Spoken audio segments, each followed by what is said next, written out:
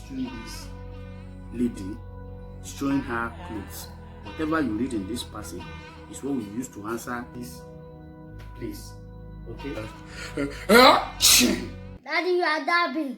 You are dabbing. I don't dab, I sneeze. I sneeze. Oh, you say a child of God will not dab. I'm the one that told you that the child of God should not dab. But this time around, because of the coronavirus that is in the town, so if you want to sneeze, you sneeze here. If you want to cough, you cough here. It's not that you are dabbing, you cough, you sneeze. So that is it.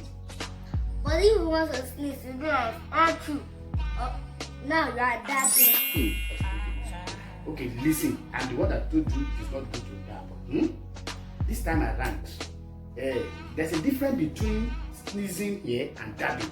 If you want to dab, you cover your face and stretch one hand like this. But if you want to sneeze, just so it's the same. It's not the same thing. Is this empty? It's not the same thing. You cannot tell me it's not the same. Is this empty? I cannot deceive you.